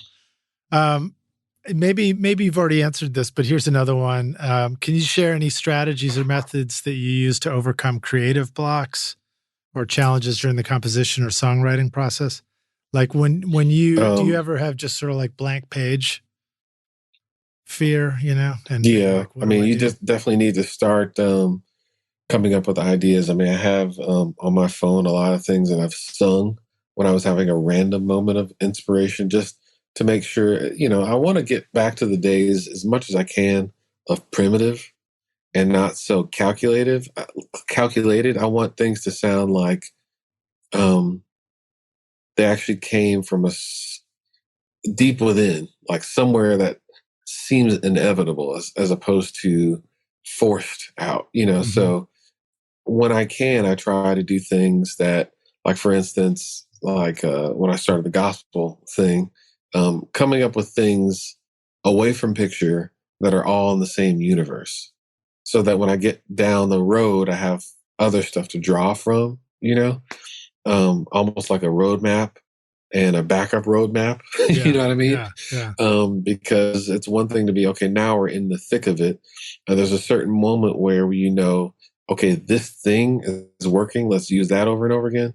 But if nothing's working, you want to not be there with a blank slate, just grabbing onto anything you can at the last minute. Like, you want to actually have some things to draw from.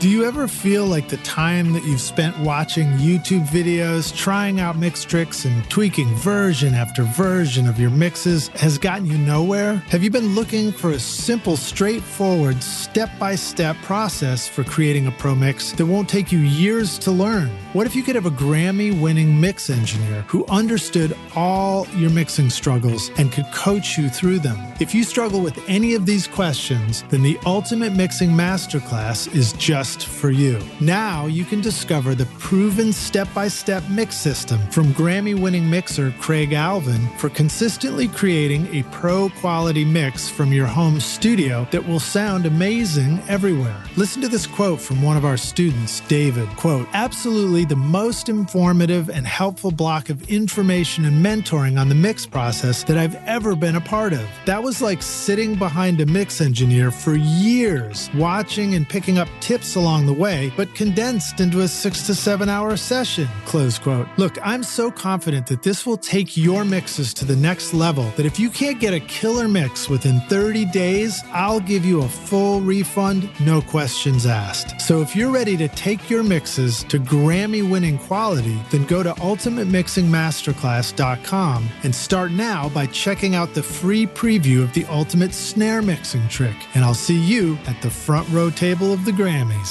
Cheers. Is it typical to have picture as you begin composing? I mean, you talked about, was it proximity where it was just sketches, just drawings? Well, that was before he shot the movie.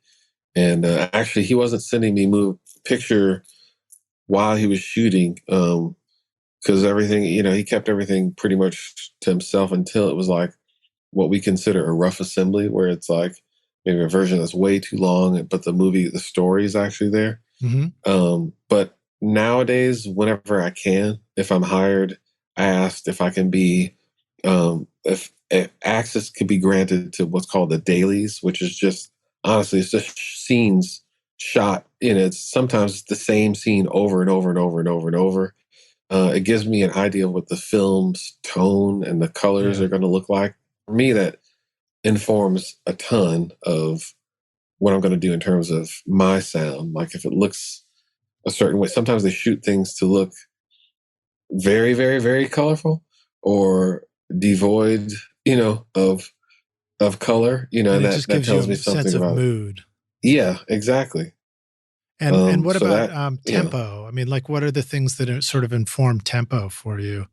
I mean, typically you want to see something at least somewhat cut together, roughly before you can think about tempo. Um, you know, I think when things are, in the early on stages, they're not super exact, but they can give you a generic sense of tempo once they're cut together at a rough level. But typically the dialogue scenes, if it's just a shot of going back and forth between two people, the tempo is not going to be too up. But if someone's walking or someone's driving or something, the story is saying we're now going from here to there. You want to have somewhat of a pacing to it or a pulse. Is Obviously, there a chase scene is there a typical correlation between what you think their heart rate is in the scene to the tempo of a song? Maybe. I just made that up. I might need to start thinking about that, actually. So, yes, I want to say maybe there is, Yeah. I mean, certainly in horror genres, that's like hmm you're getting anxiety needs to be translated. You definitely hear the heartbeat samples, Yeah. heartbeat loops, and some of the Right. thrillers. So, and then with relation to that, does a track like Surveillance, for example, in Proximity, I don't know if that's throwing you on the spot to remember each song by title, but does something like that get put against a grid and a click in the DAW when composing? And I imagine your timeline is your conductor track is like tempos are changing a lot and stuff like that. Or do you It isn't in compose that more one. fluidly, like just in a free form fashion? I think I try to be a little more fluid with it. And is Surveillance the one that has like the where it's kind of I do remember a scene towards the beginning of the movie where there's these up close shots of a guy like almost like an old radio announcer Yeah. scene of a movie where he's talking about picking up radio waves and this and that. And in the movie, it is cutting back and forth to, well, you said don't give it away, but it's cutting back and forth to, let's just say, something that's becoming more and more anticipatory. Let's say that. Yeah. So in that sense, I did want to have a little bit of escalation in what we did. So you start an idea and then escalate, building on an idea. And you can honestly, with that, in terms of film scoring as a technique, you can pick anything and just escalate it, and it describes that there's escalation, and adds tension, Do you find yourself also a fan of EDM music and the kind of dance music that gets created and some of the methods that get used for that, for, building up tension and release and things like that? I think maybe in some of the situations where there's a pulse that's needed, that's more, well, there's kind of a sense of youth involved. Yeah. I remember a demo that I did for an animated thing where there's a lot of fast car driving, and it was just this fun thing. I definitely had an EDM spin on my submission process to that. Do you know who the composer was for the film Gravity? Oh, Stephen Price. Stephen Price. I remember, so he comes from a music editor background. And I remember seeing that film and hearing about, oh yeah, this composer, he used to be a music editor, but he did a good job on it. There's, the scene where I think it's Sandra Bullock is spinning out of control or whatever. For me, I was like, okay, this is the scene that won the Oscar pretty much for score, because there's so much going on, and it's one of those rare moments in film scoring where you go, the marriage of music and sound and picture and how it all worked together was so seamless and so perfect. It seems like it could only come where the music editing of the film and or composition and director were all so on the same page that you just get something special, you know. Yeah. What are your thoughts about that, what you just described, and that happening on what I assume was a large studio picture versus an indie film, as you were also mentioning? Is that like the pinnacle to try and arrive at, is where you're? It seems like it. It seems like it would be. I mean, not everyone. I know a couple people that have come from. Stephen Price is a good example of someone that came from a background in having success as a music editor. Maybe that was his focus. Maybe he did it as a means to doing something else. I don't know, because to my knowledge, since then he's only been a composer. But his background in music editing, for me, when I saw that movie, I remember thinking, there's something so strong about the marriage of music and picture that it's unique. But like I said, first of all, your director has to really, really care about and embrace and encourage the composer to be this thing that is making bold choices. Like that movie's score is bold. It's not hiding. It's not tiptoeing, you know? Right. And when you get that, you get a thing that's like the score starts to become a character. It's helping tell the story. It's not just there, you know? Yeah. And I think the director, he pushed the composer to become a character in the storytelling process. Yeah. I think Coming to America for me was one of those moments where our director was saying, I mean, when he would make comments like "have fun with it," like you can only imagine what that means to your own personal level of creativity. Like he's trusting you, you know, he or she is trusting you at that point to not only be you, but to do the thing that you're hired to do, which is be creative and actually have fun. Here's a thought: having fun with music. Wow, what a concept. When he would say things like that, I was shocked, because I'm thinking, you know, here's a movie where you would think he wants to have all this control and he has all this pressure on him to deliver on a movie that has all these expectations. Like it's intellectual property, you know, it's the first movie is a classic. Like it's holy ground. And he's saying, go have fun. You know what I mean? I'm like, okay, wow, that's liberating. What were some of the things we should know about the composition for the original? Because I don't know anything about that. Coming to America? Yeah, the first one. The first movie it's funny. I didn't get the chance to speak to him, but I saw Nile Rodgers at a hotel last week. He's the composer of the first movie, and he was known for, you know, more guitar playing and band production and being the band's chic and just being himself, you know. Yeah.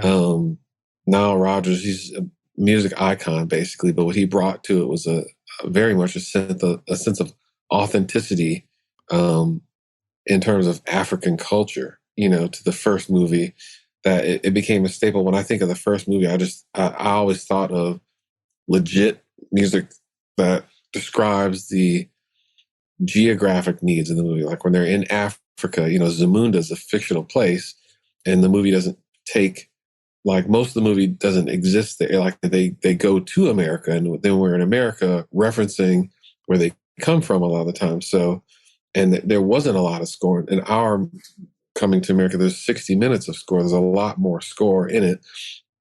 And most of the movie takes place in Zamunda, this fictional place in Africa that is, you know, supposedly West African, specifically. So, like, I did look into some of the elements of what languages do they speak in West Africa, and what kinds of instruments are used. So it's to not be way off, you know, super Hollywood version of, you know, westernized version of it. But what were some? Were there any particular instruments that you discovered that you remember really?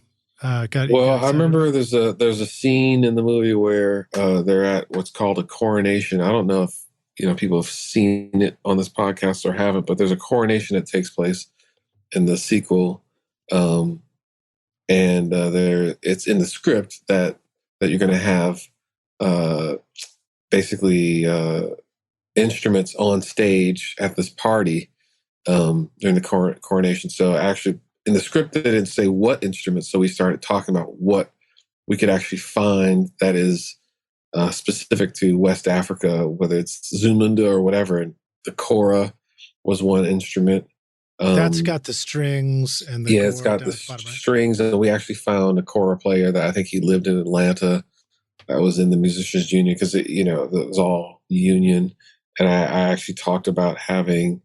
At first, I suggested wooden flutes or gold flutes or something that looked like there was royalty involved. Right. And I was like, I don't know if they have a gold flute, if the cameras would show up that it looked like it was made out of gold. So let's try. And by wooden. the way, can I keep it after after the movie's done? Can I? Yeah, exactly. Actually, they brought. I think there was a prop master that brought something that it looked more. It just looked better on camera. And also, African harp. I think we might have had. There's a couple cool instruments. Is the kora the one that has the single string, and then you just kind of bend it a little bit? I feel like either there's one or two. I can't remember how many strings are on it, but the guy came in. He made a meal out of it. What about the giant log drum that you hear about that would be like in the center of the village? Oh, well, we didn't have that in that scene, but I did have some of that stuff end up being in the score. We actually had our percussionist, Sidney Hobson, because by the time we actually started scoring the movie, I got picture in January after we shot in the previous fall, picture in January, then COVID shut everything down in March. So that's around when I was starting to actually write cues for the first time. With the idea that the movie was going to be in theaters that Christmas. And as you know, COVID threw everything for a loop. Mm-hmm. And I had originally planned to hire 3 percussionists and go to somewhere like Fox and do a 6-hour session where we just have a heyday of percussion. And one thing, budgetarily, I think I was overshooting some things, but then also too, logistically, it became impossible to do that how I want it and when we want it. And with the flexibility that, some of the dance sequences I needed to mock up early because they needed to be sent to the choreographer to dance. There's another element we haven't really talked about. Yeah, we actually had a lot of the percussion pieces. There's a funeral in the movie that at a certain point, the script had a 2-minute dance sequence that we had shot. We actually shot 2 or 3 minutes worth of stuff over the course of almost a week. Massive dance sequences that were choreographed to my MIDI mock-ups, and where I was literally the director. Again, is another example where he said, Fatima Robinson was our choreographer. She was like, or he said that you guys just have fun with it. So we did this thing. We just went back, the 2 of us with Dropbox, and she would send me back the dances with the click and the music that I played, and some live percussionists in her dance studio, playing along with what I'd done, kind of showing how it was coming together. And so basically that's where, when we got to set, it became an integral part of making those things happen, because we would change things to actually even better fit her dance sequences on set at the Pro Tools rig. So again, that was another fun thing of how, even though it got cut down to probably 30 seconds. That's what I was going to ask. So, for example, in the you're podcast, like, where is it? Where's that scene? You're like, I didn't see that. I say, well, a lot of it got cut. No, that's not what I meant. What I meant was, for example, on the podcast, I'll put music under my beds where I'm, doing an ad for a sponsor or something like that, and the length is always changing. So I quickly learned you sort of become adept at cutting out bars, adding bars, just making music different lengths. But at the same time, you're always like, how do I do this and have it not drop a bar or a half bar? And do you find yourself as a composer, when there's rhythmic and dance stuff like that, the music probably guides the editing to a certain extent, but then they still come back at you with the need to conform A little bit, shortening. And another example of that was, I don't know if you remember, there's a Bo Staff sparring scene where Eddie Murphy's character is sparring with what turns out to be his daughters, an homage to the first movie we sparring with Arsenio. Yeah. And there in the script, it says that there's basically a percussion section at the sparring session playing and escalating their music as they're escalating in the drama of the sparring scene. And so that's another situation where, again, there's some music that I composed, these drum percussion tracks that were played on set as the percussionist mimed to my recording and or played along to it while they were sparring on set, and being advised on how best to make it look more like they're being more intense, but also musical, per the composition. Wow. So and that was the first day I was on set. Was that recording that scene, and actually being told as I'm slowly setting down my backpack to come over here in the middle of the whole shoot and this unknown person to tell the percussionist what I wanted them to do in front of like 200 crew. I'm like, wow. Trying to be background. We're not like used to that stuff. We're here in you see the studio has no windows. And here I am like told to go tell them what to do. Very much. I get it. I mean, like culture shock. The introvert of the studio that's in us. We like, I think what draws us into the studio is we like to just sit and listen. Well, and also control, like it's just us, a lot of the times, it's not other people that I'm like, I don't even know who the power players you haven't even met all the producers, that have their, what's called the village set up, watching every camera, every angle. Who's this guy telling them to hold their sticks higher? That's not our movie. I didn't want to make waves or whatever, Yeah. Wow. No doubt. But it worked out. I mean, as an engineer, you learn about stuff like that. The challenges between getting the audio you want and not getting in the way of the video, getting what they want, the film crews. Exactly.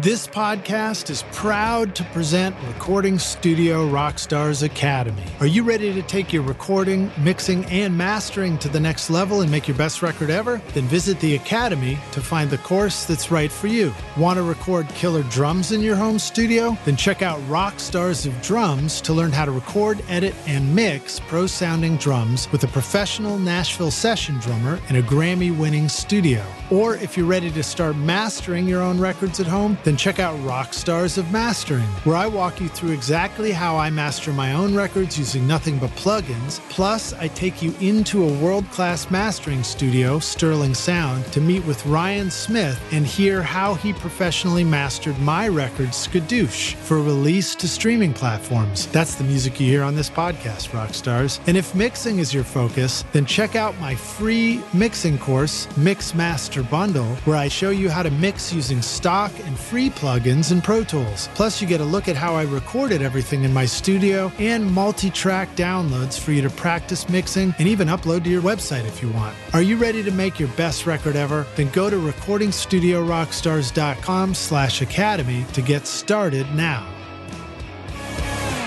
So we're coming up on the end here, but what do you want to say about just the recording process of like Proximity coming to America, just in terms of like, even if you say, I didn't do it, somebody else did it.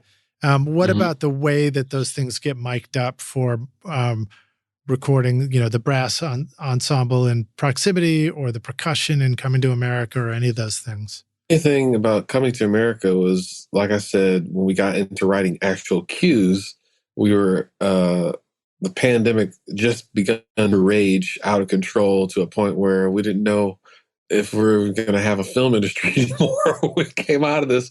So the script in certain point had called for specific amounts of vocalists. I think it said that a 10-person choir is singing in this scene and a 20-person choir is singing in this scene.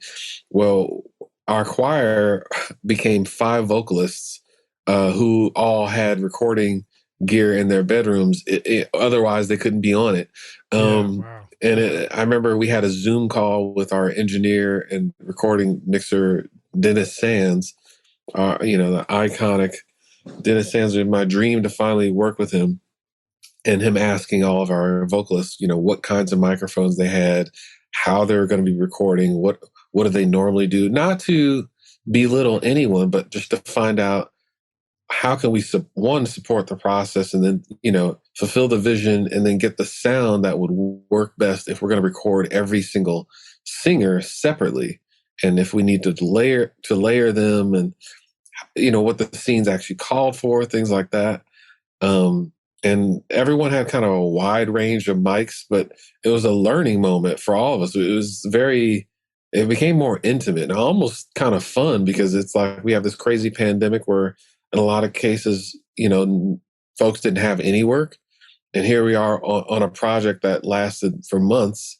Yeah. And, for some of them, it's only a couple hours of work or whatever. But for me, as a thing where I'm literally slowly piecemealing this thing together. Yeah. And to my benefit, because the studio's over here scrambling because they're trying to save their studio. They're not like breathing down my back. Every time I send them a cue, they're just happy that the movie's moving forward. Yeah, and a steep learning curve for a lot of people too. I think a lot of people, it's the first time they're trying to figure out how to record themselves. Yeah, a lot of them weren't folks that recorded all the time at home. A couple of our vocalists were. Our woodwinds had to record at home as well. I was told one of them was on an island somewhere, I think in Hawaii. She had a rig flown to her because she's a session flautist here in LA. But we had people all over recording on this thing, kind of one instrument at a time. Like I said, for those who didn't have it set up, they were getting it set up. Some were being taught. Some people had an assistant coming in and helping show them how to use gear. Yeah. It wasn't me doing that, thankfully. But everything from Logic, Pro Tools, Cubase, Digital Performer, whatever, you name it, everyone was using something different. GarageBand, just get the recording to us somehow. And all these things were flown into Dennis's session, and he had someone helping sort out, making sure everything was lined up. And once it was kind of magical how it all came together, because, like I said, slowly but surely we had each element replaced, Yeah, that's wild. I remember it's like, at the beginning it was sort of exciting to try and figure stuff out. And now we're all just like, just give me a live band. Just get back to everybody. Yeah. Yeah. It's way easier. Speaking of that, I do appreciate you joining us on yet another Zoom call. So thank you, Jermaine. It's been awesome hanging out with you on this podcast and hearing all the stuff you do. And I know you talk about it. It's every day for you. For us, it's just fascinating to get a peek behind the curtain, the magic curtain of how this stuff happens. So very cool. I got one last question for you. This one is our hypothetical question that I love to ask our guests on the show. We're going to take the Wayback Studio machine. You get to go back and find young Jermaine. I don't know what point you're at, whether you're playing saxophone and thinking, geez, I really like movies. Movies are pretty cool. And that music must come from somewhere. But you go back and find yourself and you say, listen, I've come back to give you this one bit of advice. Here's the single most important thing you need to know to be a rock star of the recording studio yourself one day. What advice would you go back and give yourself if you could? I don't know. As you were asking the question, I was like, I still don't know what I would say. Like, what would I say? Because I feel like, in theory, I would still do a lot of the same things that I did. Like, I feel like, in theory, like when I think about even playing saxophone, which to me, in a lot of cases, as I discovered film music, it felt like I just wasted a lot of my life. Like, it was a big distraction. But when I think about saxophone, I think also about a lot of experiences that I've had that have complemented it. Like, even we took playing in saxophone quartet very seriously in my undergrad years, as if we were playing in a string quartet, and developing a very deep intimacy with playing in an ensemble and being exposed and being vulnerable and playing jazz and improvising. is also an experience with playing saxophone, going to jazz camps. There are teachers that I met that I didn't know their role in the history of jazz that actually turned out to be quite important. Being able to get in front of people and solo in a concert setting early on, let alone solo and ensemble contests, as me and a pianist in kind of a classical repertoire setting. These are all things that came from playing saxophone that I didn't, that I don't think I would attribute to that. And then also not thinking so much about what the goal was. I think now, honestly, right now, when I do anything or when I listen to anything, I'm thinking about how can I apply this, or what is this trying to say, or what is the history of this? I think I would like to get back to, and I don't know if this is ever going to answer the question, but get back to a point where I'm not thinking so much about the music. Number one, it needs to be something I hope that the musician can enjoy, or the composer can enjoy, and not think so much about. But it's like you advice. You flipped the question around. I like it. It's the way forward. Oh, really? Machine. Yeah. It is the way forward. I guess the answer would be to tell that person to not think so much about music, but or to remember to not think so much. Because I think there was a certain point when I realized that I wanted to be a professional musician where I felt like I overanalyzed everything and all the things, I realized in college I had been holding the saxophone the wrong way. I'd been breathing the wrong way. My embouchure was wrong. And so I overthought everything moving forward to make sure I was doing those things. But I think you probably heard it. Maybe you've heard the said that you need to learn everything and then forget it all. Yeah. Something like that, I think to be reminded to forget is something that I think that I would tell my younger self. I think to be eager quote. To. Oh, was it?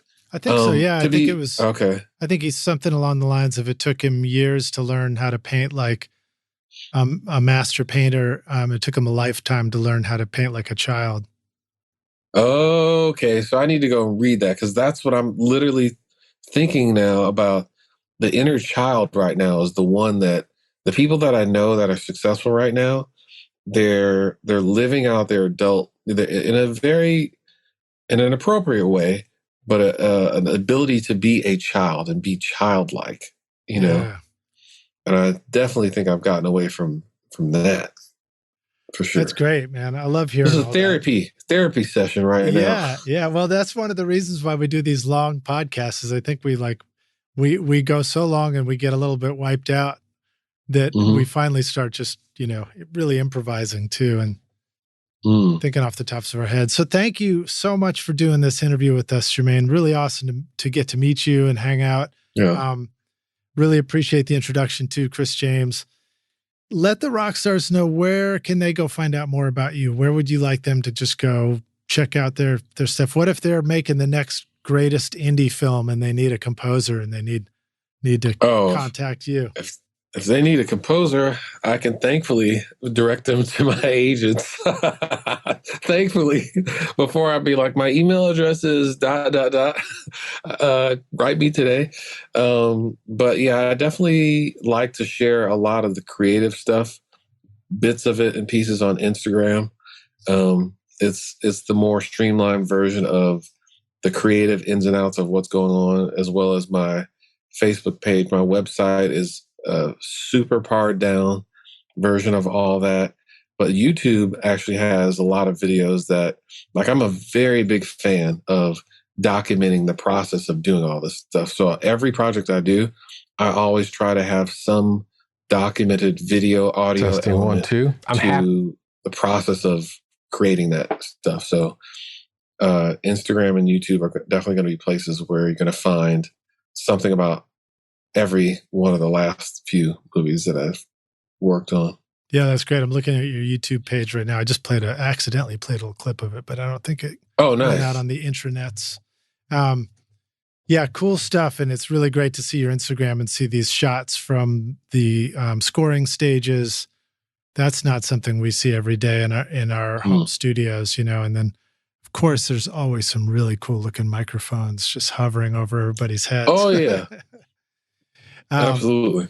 Groovy. Well, Jermaine, thank you so much. I really look forward to meeting you in person again. And I don't know if next time I go visit Chris, he'll be mixing one of your scores in Atmos, but I'm sure that's going to be right there. I hope so. Yeah. Actually, Chris did work a little bit on senior year, so oh, cool! Right on. You should check out what I call on the soundtrack album. The main title, I think it's called Senior Year. Okay. His fingerprint is all over that mix. Right on.